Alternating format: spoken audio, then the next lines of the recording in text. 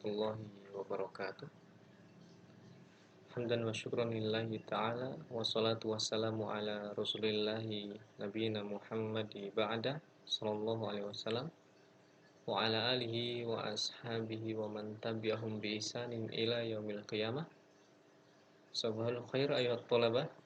Kaifa halukum? Arjukum bi khairin insyaallah. Wal'an nakhtu bidarsin al-lughatil arabiyyah. Pada pertemuan kali ini kita akan memurjah kembali bab yang sudah pernah dulu saya sampaikan, yaitu bab alwanun. Launun, launani, alwanun. Betul. Tentang warna-warna. Kenapa Ustaz bahas bab ini lagi? Karena kemarin ketika tes dalam PTS yang lalu itu masih ada beberapa yang harus diperbaiki lagi. Oleh sebab itu, di bab alwanun ini memang kemarin banyak yang salah. Jadi, Ustaz akan perbaiki lagi. Semoga antum juga bisa memperbaiki kesalahan yang kemarin di ulangan PTS. Baik. Seperti yang kita ketahui, bab alwanun itu hanyalah bab warna-warna dalam bahasa Indonesia yang diterjemahkan ke dalam bahasa Arab. Namun bedanya, dalam bahasa Arab, warna-warna tersebut mempunyai perbedaan, yaitu ada warna-warna yang digunakan untuk mu'annas dan ada warna yang berubah menjadi mudzakkar ketika sebuah isimnya itu adalah mudzakkar ataupun mu'annas. Misal, kita akan fokus ke dalam dua jenis warna. Maksudnya pembagian warna yaitu mu'annas dan mudzakkar. Baik. Saya akan tuliskan dulu sebentar. Misal contoh dari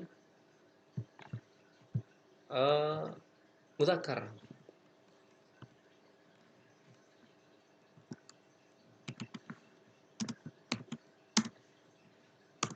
Kita akan contohkan dulu mudzakkar. Misal kita akan membuat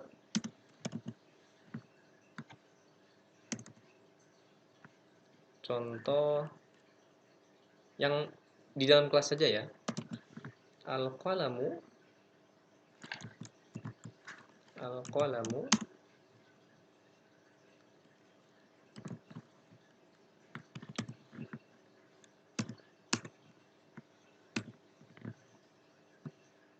Oke, kita harokati dulu.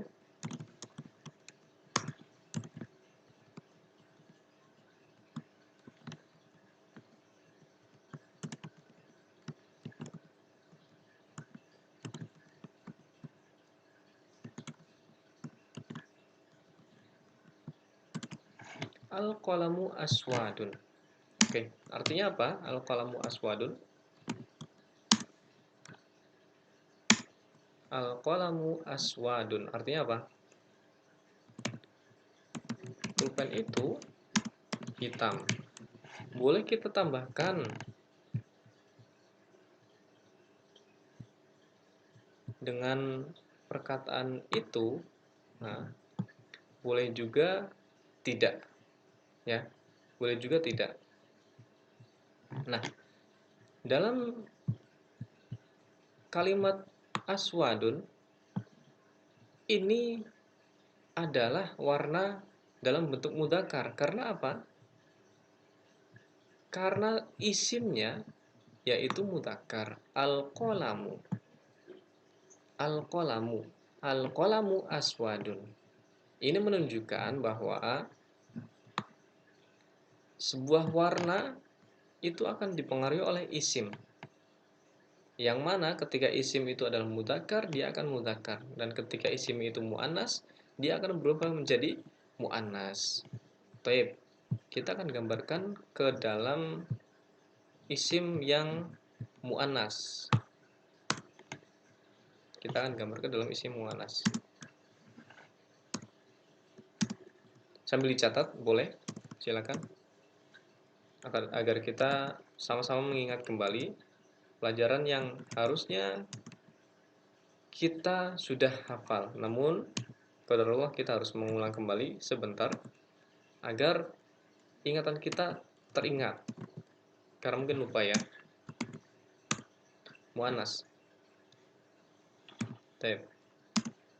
Misal kita masih dalam lingkupan kelas. As-sabburah.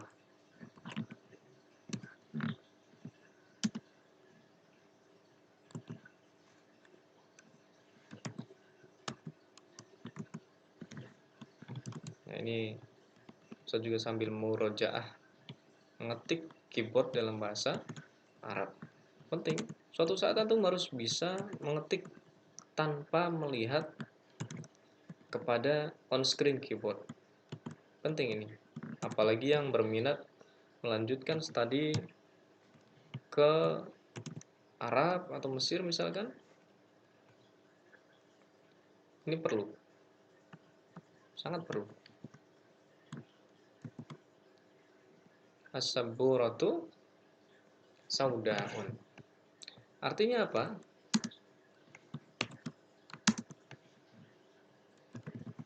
Papan tulis itu hitam. Baik. Ustaz, ini papan tulisnya hitam, pulpennya pun hitam, sama-sama hitam, ya kan? Ini juga hitam, ini juga hitam. Perbedaannya apa?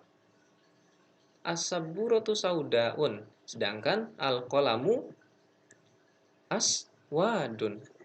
Kenapa? Kita lihat. Ini salah satu tanda mu'annas yaitu ta'mar butoh. Sedangkan di mudzakkar tidak didapati ta'mar butoh. Itu contoh simpelnya. Walaupun ada tanda-tanda mu'annas yang lainnya. Kita lihat papan tulis. Bahasa Arabnya adalah saburatun. As-sabur itu adalah mu'annas. Jadi, ketika sebuah isim itu mu'annas, maka sifatnya, warnanya, semuanya akan menjadi mu'annas juga. Di sini dicontohkan adalah saudaun. Saudaun. Nah, ini membuktikan bahwa isim itu akan mempengaruhi semua yang di belakangnya. Begitu ya anak-anak. Jadi semoga ringkasan ini antum bisa mengulas dan mengingat kembali. Karena kesalahan yang terdapat ketika PTS kemarin adalah di sini. Tidak dapat membedakan antara warna untuk mu'annas dan warna untuk mudzakkar. Begitu ya anak-anak. Nanti untuk latihannya Ustadz akan kirimkan ke WA insyaallah agar lebih mempermudah lagi. Takutnya ketika dibuka di Google Classroom atau di Google Form sinyalnya terbatas. Namun kalau untuk di WA insyaallah semuanya mencukupi. Begitu ya. Kalau ada pertanyaan, ada curhatan, semuanya bisa diungkapkan di WA, silahkan. Semoga Allah tetap melindungi kita dalam setiap aktivitas kita. Dan Ustadz ingatkan juga, jangan lupa kurangi kegiatan di luar, kurangi kegiatan yang kurang bermanfaat. Bermain game misalkan, begadang tiap malam misalkan, yang tidak ada faedahnya. Kalau belajar alhamdulillah, tahajud alhamdulillah, membantu orang tua alhamdulillah. Tapi kalau begadangnya, aktivitasnya itu lebih banyak kepada main game, lebih banyak kepada bermain gadget, sampai orang tua harus memarahi, mengingatkan, tolong kurangi itu. Apalagi dalam kondisi pandemi seperti ini, sampai antum juga belum bisa masuk ke pondok karena satu hal, yaitu apa? Kita masih dapat ujian, dapat musibah, adanya COVID-19. Semoga wabah ini tetap hilang, cepat hilang, maksud Ustaz. Dengarkan nasihat orang tua, jangan bantah mereka. Tolong antum juga harus nurut apa kata orang tua. Begitu ya. Karena Ustaz sampai detik ini pun masih mendengar curhatan dari orang tua antum untuk masalah gadget ini. Ustaz, anak saya lebih banyak main gadget untuk main game dan yang lainnya sosial media daripada untuk belajar. Awalnya untuk belajar, namun akhir-akhirannya malah untuk main game. Tolong kurang itu dan jangan lupa untuk tetap patuhi protokol kesehatan yang ada. Ketika urgen mau keluar misalkan sama keluarga, tetap patuhi protokol kesehatan, cuci tangan, pakai masker, dan jaga jarak. Cukup sekian dari Ustaz. Assalamualaikum warahmatullahi wabarakatuh.